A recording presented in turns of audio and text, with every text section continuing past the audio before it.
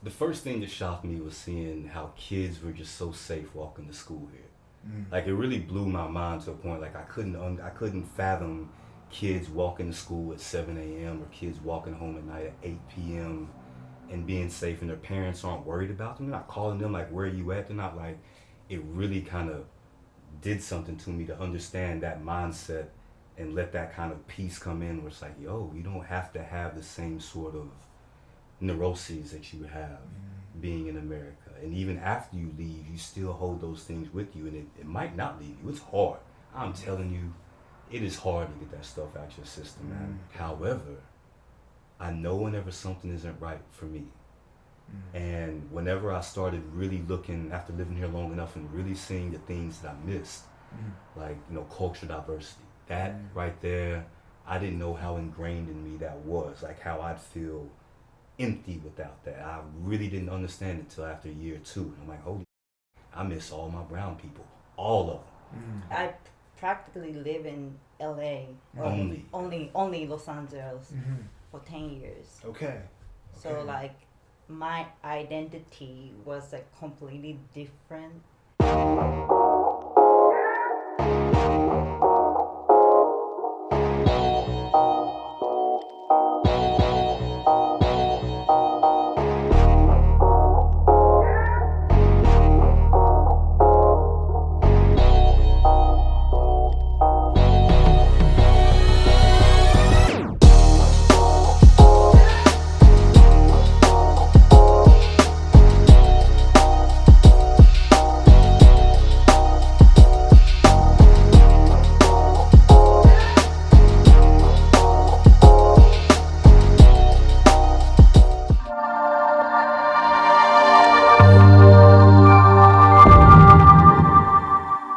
Hey guys, what's up? Welcome to another episode of the Melanated Files. My name is Ranzo, and today we are still in Fukuoka, and today we're joined by Destin. Right? We're gonna get into his story right now. Destin, tell them who you are and why did you come to Japan?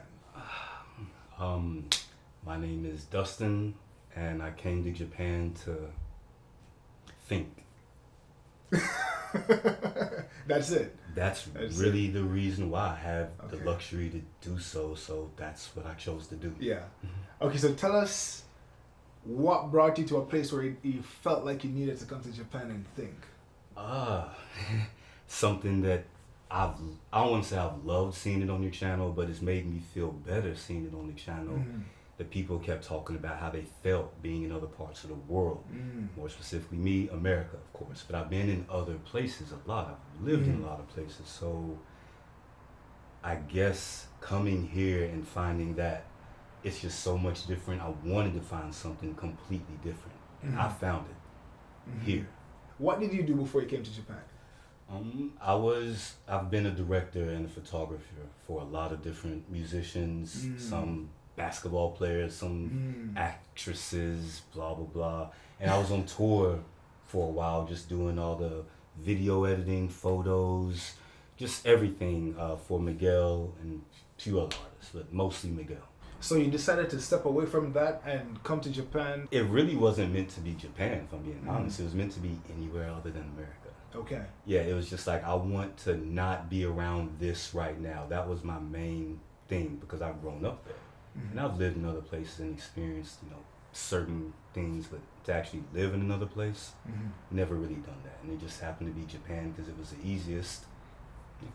Yeah, okay. So what has your experience been like so far? You've been there for what, 3.5 years? 3.5 years, give or take. So like, what has come out of your experience? Like, what have you learned to wear yourself? What came out of that? I guess the first thing I really started learning is just, the first thing that shocked me was seeing how kids were just so safe walking to school here. Like it really blew my mind to a point like I couldn't fathom kids walking to school at 7 a.m. or kids walking home at night at 8 p.m. and being safe and their parents aren't worried about them. They're not calling them like, where are you at? They're not like, it really kind of did something to me to understand that mindset and let that kind of peace come in where it's like, yo, you don't have to have the same sort of neuroses that you have being in America. And even after you leave, you still hold those things with you, and it might not leave you. It's hard. I'm telling you, it is hard to get that stuff out your system, man. Damn near impossible.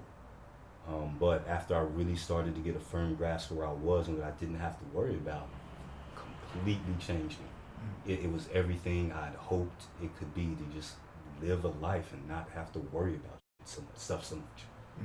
You know, you said Japan is like an alternate world. I describe it to friends, and I've even flown a few friends here just so they could see, like, my friends that grew up just like me, same circumstances as me, so whenever they've come here, one friend actually cried whenever he had to go home. 30-year-old man just crying because he's like, I cannot believe that this is here, and that's what I'm purposefully going back to.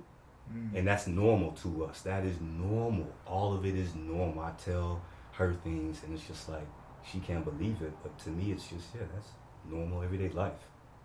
Okay, so locks have a stigma, unfortunately. So what's that experience like here? Right? Because for instance, for me, when people find out I'm Jamaican, the first thing is like they're asking me about like weed or marijuana, ganja, whatever, like, bro. Like, because you think we're in Jamaica, like on the beaches, like smoking all day, like, so they see with the locks. What's that like? Really, it's funny just because people seem to respond to me like they didn't know we came in this flavor. Like, they look at me and they're like, wait, what? Like, what is this? And that's kind of what I've experienced in Fukuoka. I'm sure in Tokyo, way different, but down here, I've had 13-year-old girls tell me, you're the first black man I've ever seen in real life. And I don't know how to respond to that. I mean, of course, nicely, but I'm just like, how? I know. Like, it's beautiful, but also confusing. My brain can't make sense of things like that. But I like that they do have certain stigmas about us, and especially this hairstyle. But I do love showing them that we're not a monolith. I really enjoy showing them how different all of us can be, whereas like they see me working out in the morning, like, oh, athlete. No, I'm not an athlete, I'm just working out. Or, oh, you work on computers. Oh, so you're a computer programmer? Because here you're only one thing. Yeah, it's like a box. Yeah, and I'm like, nah, I work on computers, I direct, I do these things, but I have a lot of things I'm into, as one should be, instead of working all the time. Even in their schools, I'm learning after talking to kids, and it's just like, they don't have arts programs, they don't encourage music, they don't encourage exploration of the mind. It is very rigid, and you maybe can't imagine what that's like. I can't either, because I was raised, as much as the rest of the world is raised, to have some sort of imaginative something in your soul, be it you a child or an adult. Here it's like, they didn't develop that in a lot of ways, and it kind of shows in art and music and certain things, where it's like, you look at that picture right there, Japanese art, kind of, those kind of pictures are just, that's all that happened. And then they didn't have a modernist era of impressionist era of painting in Japan. Is all this one kind of way. And yeah, I just found stuff like that really confusing. So tell me about that. Earlier we spoke about, just as you said, you mentioned art, right? Like trying to get into the industry, right? Like what you did back in America here, like, you know, photography, etc. You said that they had a certain way of doing things. Tell me about that experience, like trying to not infiltrate, but trying to like get into the market, the industry here. What was that like? I'm not going to say it's impossible, because it's just my experience as well as some other people's experiences. However, before saying this, I just encourage anyone to just Google any sort of Japanese magazine, like just to see the type of photography that they do, because as you go through different magazines, you're going to see the exact same style, more or less. If you live in Japan and you go to 7-Elevens and you're just looking at the magazines, you're going to see more or less the same style of photography, especially on the covers. I came here assuming that, oh, well, I'd be able to offer something different. Just like, you know, you go to another country or you work for another company, they want you because you can bring something to the table different.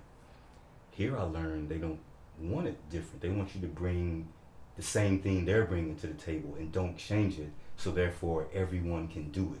And it seems everyone just seems to be interchangeable in that sort of way, and they really did not take to my style of photography or anything. Like, say, with all these lights, I don't shoot stuff with the bright light kind of thing. It's more like using some shadow, using some light, and they were super like, nah, do it like this. And nah, that's not me. I think every photographer is a photographer based on what style that they can bring. here you're a photographer because you technically follow these rules. I know ISO, I know this, I know shutter speed, click and focus. And that's just not how I see things. It's not just because I'm a foreigner. It even seems from their own culture, like if you're trying to do something different like that I won't say mob mentality, but that's coming from America, so I say mob mentality. But I guess the way people swim here is they go with what everyone accepts to be the agreed upon opinion of things. And if they encounter something where it's something people don't already have an agreed upon opinion, they freeze. They'd much rather give zero opinion. Literally, they'd much rather not give an opinion because they're not entirely sure how other people around them would perceive that. And I've learned that's very important here, the group mentality of what's good and what's not. That's very important here. So what are you currently doing in Japan now, right? Well, first, getting ready to leave. Okay. But also finishing up some different art projects, some different directing and virtual reality projects. So whenever I do go back for my visit in America and do some gallery shows, I'll have everything completed.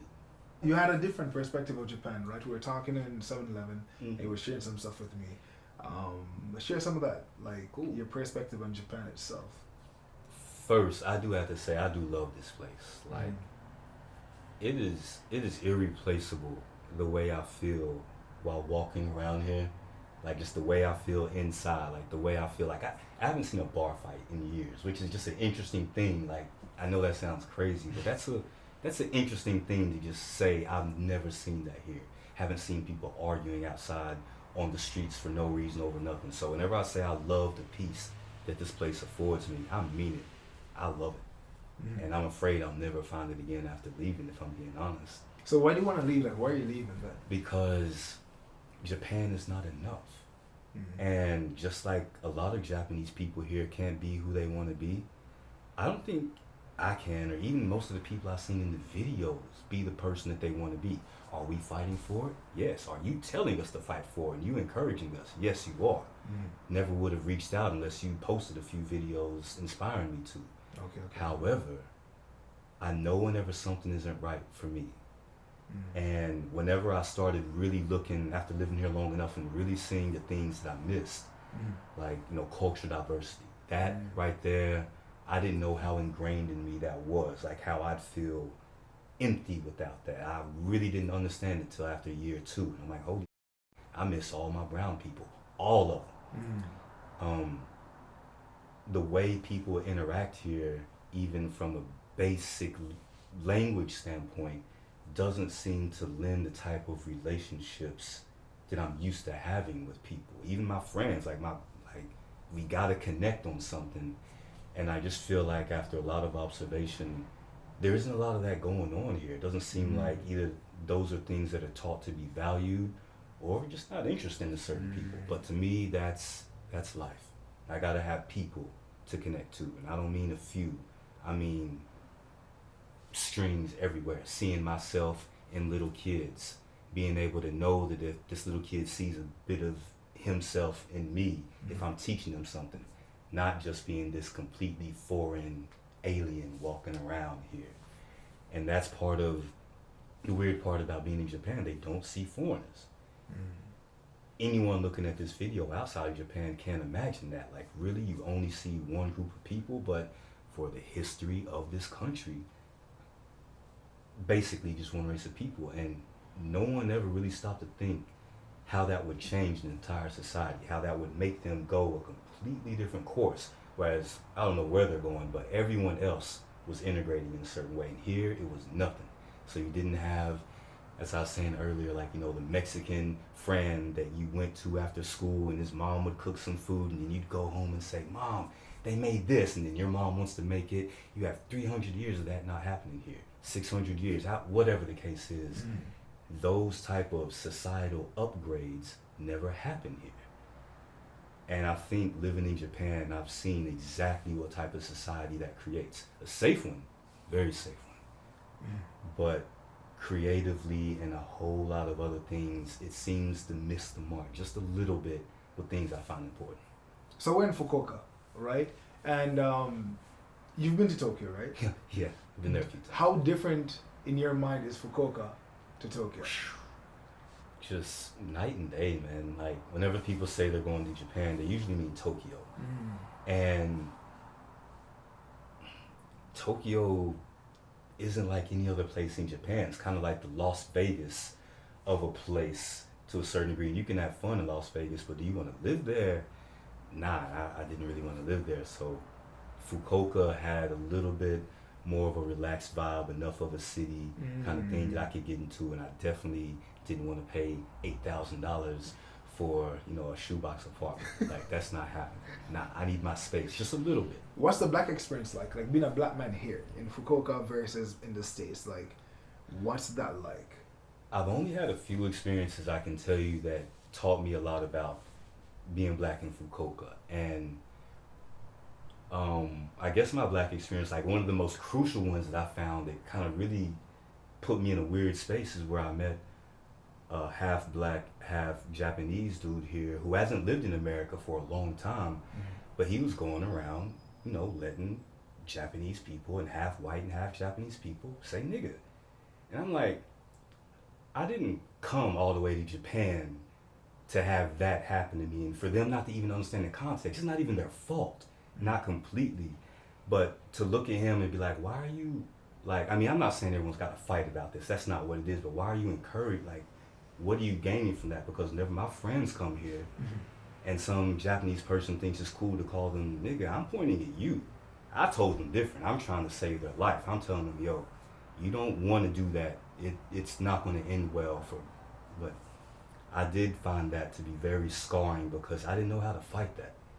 Because I am a foreigner. I'm not going to come in here and try to change everything. Like, I want to go and preach and blah, blah, blah. I just didn't see the point, but it definitely made me feel like, is there more stuff like that going on? Like, what misrepresentations are they getting that are going to be ultimately hurtful to us whenever we do step out and come here and see this place? Like, and I couldn't get that out of my head. Other than that, I've got to say I've had the most pleasant experiences. I mean, it's usually just kind of like it is in America. You see another one, give a head nod, give it whatever, sometimes go up and talk, and then good to see you. It's kind of all I need. So earlier today you did some kickboxing. Yeah. Right? So you said that your day begins with kickboxing. Is that every day? Every day I feel like it. Sometimes I wake up and I'm just like, you know what? I don't feel like it, but 5 days out of the week, 4 at least, but usually 5, 6 times. Okay. So why kickboxing? I like fighting. I've grown up fighting. It's just a part of me, and I think it's a great way to start my morning. Sometimes just getting my ass kicked, it just feels good, and I'm like, all right, cool, I can go about my day. I did something real, and now I'm gonna do some computer stuff. Is it something to keep you what's the word I'm trying to find? You want to do something manly? No. No, Man. I'm not manly man. Am I not? Like, it's not like, yeah, it's not some testosterone induced thing. I just enjoy. It's kind of peaceful to me in a weird sort of way to be able to. I can't explain it. It's just my zen. I'm gonna show you guys right now. Like, nothing is peaceful about this experience. Okay, there's no peace in this experience. You guys may have seen some footage already, but yeah, check this out. 6, 7, 8, 9, 4, 5, 6. What's next? Right. So you're leaving Japan. You said you're not going back to America indefinitely. I gotta see my parents. I gotta see some friends. There's definitely some more business stuff gotta take care of. But outside of that, I'd feel like I'm taking a step backwards if I knowingly walked back into that. Like, even medical care. Like, this here in America cost me so much money, where I even with health insurance, this was like coming out of pocket tens and tens and tens of thousands of dollars. Oh wow. And what happened? Is it a bike accident? Yeah, I've ridden motorcycles through the most dangerous parts of Nicaragua, Honduras. I've ridden motorcycles in Monte Carlo, and the one place that did me in was Los Angeles. They just don't give a driving out there. It's just like whatever. And this one woman driving, she did a U-turn in the middle of the street from the right lane. Just went right into her. Blah blah blah. Arm hanging off, and plastic surgery and all sorts of stuff. Yeah. Hanging off, bro. Arm. Well, like a chunk came out. Yeah, and then they did some 3D printed shark Skin cartilage graft. stuff. Well, skin graft from here, but the cartilage and the other stuff that they put in my arm was some 3D printed bioengineered shark cartilage stuff. Wow. Yeah. Wow. Hi, I'm Asako, and I'm Dustin's girlfriend, and we've been together for five and a half years. Yeah. And you guys met In Los Angeles. Mhm. Okay. Yeah. So you've been in Japan again for 3.5 years, right? Yeah. Okay, you were saying something about her observation after returning to Japan? Yeah, like even conversations with her, like I didn't even think we'd be having, but just her point of view on seeing things after leaving, because she didn't see these things while she grew up here. She left at 18. Okay. Yeah, They're and gone. I practically live in LA. Only Los Angeles Mhm. for 10 years. Okay. So Okay. like my identity was like completely different Mhm. than like, whenever I was living in Japan and then coming back here, it just my like seeing through the different lenses. So, And they pointed out to her like she is different. Like a lot of, I guess they say expats that come back, they do talk about how they feel way different. And even her, I talking to her and interacting with her versus other Japanese people, and her interest in like whatever conversations is way different. Like it is a noticeable difference in the way she operates versus just someone born and raised in Japan, only dealing with Japanese people and Japanese life, which can be very calming and heiwaboke kind of thing. Could you give us some examples of some of the things that you felt different about after returning? So about a year ago, I met this one friend through like friend. And she was like, interested in me, and I was interested in her. So like, we want to try to build up the friendship. However, she's completely Japanese woman, and So you're born and grew up here. yeah, and then we are about the same age, and I guess the way I explaining things, or like having like maybe like a deeper conversation about like how we want to live, or like okay, let's say like I always say like as far as a woman, Japanese women are like passive in a way. Not that I'm saying like everyone is, but from my perspective, I feel like women are like passive. Sorry, Okay. passive. And I want to like, my role model is like Michelle Obama. Okay. And there's no Michelle Obama here. Yeah, think about that. Historically, there's no Michelle Obama Japanese girls can look up to and say, I want to be a little bit like that. Like Japan doesn't have those type of role models out anywhere. So whenever you're trying to be someone's, like she was talking to her friends and be like, you can be a little stronger. It's during a kickboxing lesson, and she was just saying, you can punch hard, because her friend was being like, I can't. Yeah. And she's like, nah, you can.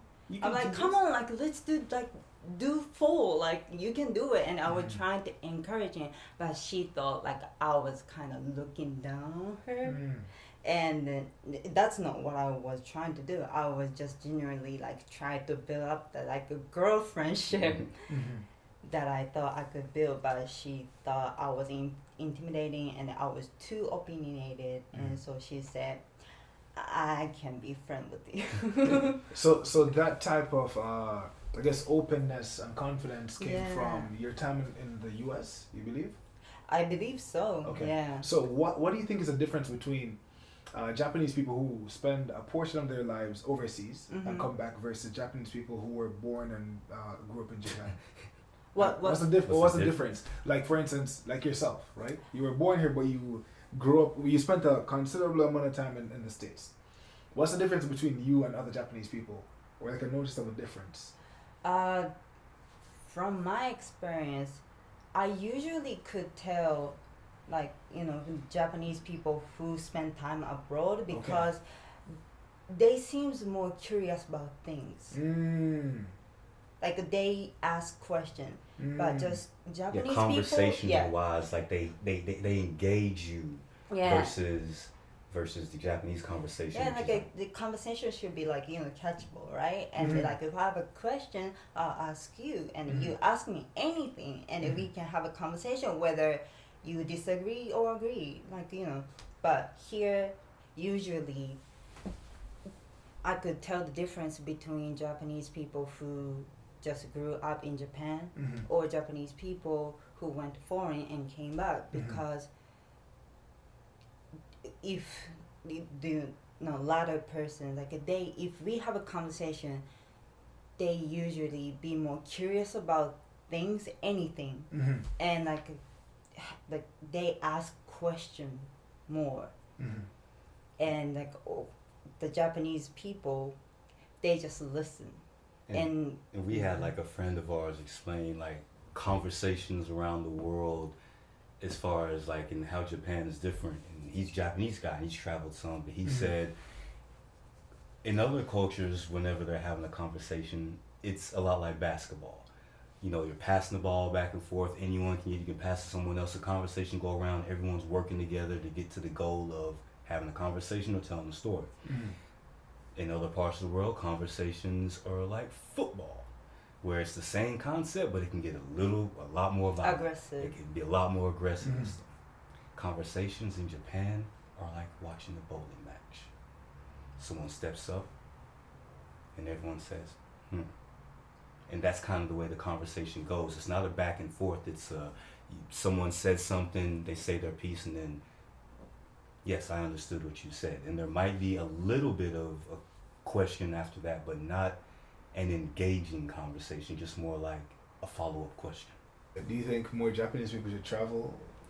I definitely encourage like Japanese people to travel, and at least find a different culture and experience different culture, and that's I'm glad that I got to experience different culture, personally, because otherwise I wouldn't know about any different world, But also, people should travel here. Like the things that I really feel like. You mean travel from outside to Japan? Yeah, man, we could use a lot of what Japan has in us. Like we could. There's a lot we could learn from this, but Japan needs a lot of the rest of the world in them, because they're missing out on a lot of societal upgrades that have happened as far as just interacting with humans, and it starts to feel like people in Japan don't want to leave. When we do run into people that say they fear the outside world, because here things are very specific. The business world is very specific. If you try to do the same things in another place as what happens here in the business world, you'd be fired. It doesn't work the same way. I really think a lot of back and forth would help. I really think immigration would help this place. And it's gonna take a long while, but yeah, definitely needs to be some exchange program between people coming and going, because they need to learn a lot, and we need to learn a lot from here. I want to say about Michelle Obama again. Okay, what I want to say was there are no, especially women, Japanese women, we are not encouraged or taught to be not to be afraid of your opinion, or your voice matter and all that.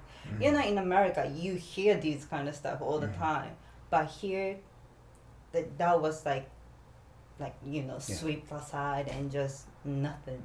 And I feel like we are including me, we are so in a way complacent, what we already have, instead of being curious or be ambitious to be more or to be better.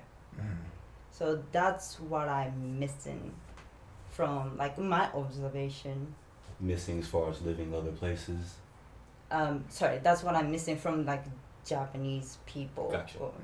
What is it like being together here versus back in the States? First, I don't envy anybody that's in a relationship back in the States. Every person I talk about, especially women, I do not envy them, because the psychological minefield of dating in the digital age is scarring people. I mean it, dude. I have a lot of female friends, and yeah, like I can't think of one of them that feels remotely hopeful about dating in the United States. That's number one. I just gotta throw that out there.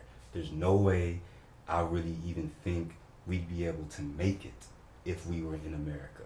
Because Really? the psychological, dude, the culture is different. You get dragged into other people's drama. You have friends, their drama becomes your stuff, or it's just so much outside influence from social media, just everything, societal pressures, just dealing with other friends. Like it bleeds into your relationships. No one's an island. And I feel for sure if we would have stayed in America, I'm not sure I would have like been able to deal the same sort of way with things, because my brain, I just probably would say, you know what, I need a break, like a lot of people do. They're just like, I want to go, I'm just gonna go find someone else or whatever. Whereas I felt like here I could at least appreciate and focus in a certain way overall, not just on her, just like focus on many different things, but just being able to actually see what I want, and I think that helped. What's the response like in Japan? I mean, people are usually just so wowed by me, and so everything else just kind of fades out at that point. And Kids even remember me as Dustin, so kids see me say like, "Hey, Dustin." Ah, Dustin! Yeah, I was like, like, I'm not no. Dustin. Masaka. Anyway, Okay. but that was a joke. But like I think so far, as far as like interracial relationship, people are more like accepted. Accepting.